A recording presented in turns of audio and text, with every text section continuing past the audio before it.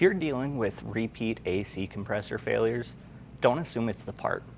A lot of the time, it comes down to oil. Today's tech tip is all about getting that right, every time. AC oil is nothing like engine oil. There's no sump, no dipstick, and no pan sitting at the bottom catching it. The oil in an air conditioning system travels with the refrigerant, dissolved into the liquid refrigerant and swept along as a mist and a film on the pipe walls wherever it's a vapor. It pools a little here and there, but it's fundamentally a moving target. So the second you start thinking how much oil goes in the compressor, you've already framed the problem wrong. The compressor doesn't have an oil capacity. The system does. And that single reframe from fill the part to charge the system is the difference between a job that lasts several years and a job that's back on your lift in a few months.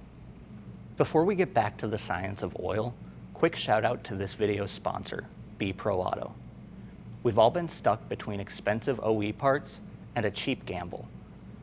Pro Auto hits that sweet spot. Stellantis-backed parts engineered to OE standards with a 24-month unlimited mile warranty. It's the peace of mind your customers need without the dealership markup. Check them out for your next AC job. Now back to the liquid gold that actually keeps this thing alive.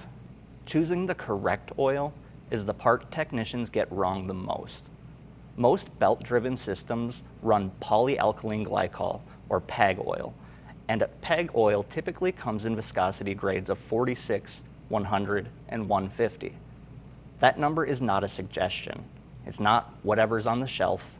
It's an engineering spec, and using the wrong grade changes how the oil film coats the bearings and how it moves through the system. You won't see the damage today, but you will see it in a few months when the customer is back. PEG oil is also very hygroscopic.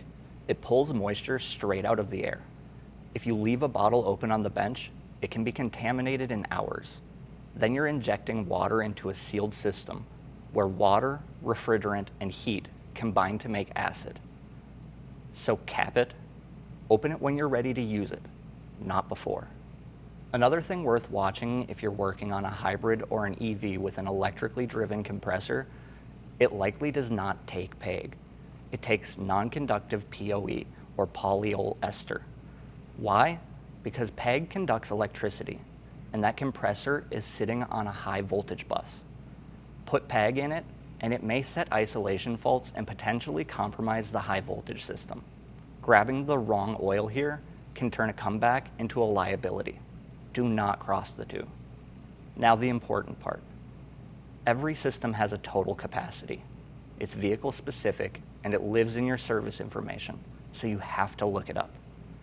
You don't eyeball it and you don't say, that looks about right.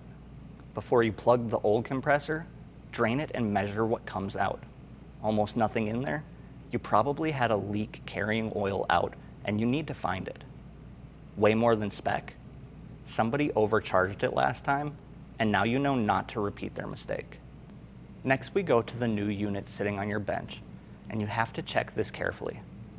It's shipped with oil, but is it a full system charge, a tiny holding charge, or is it bone dry?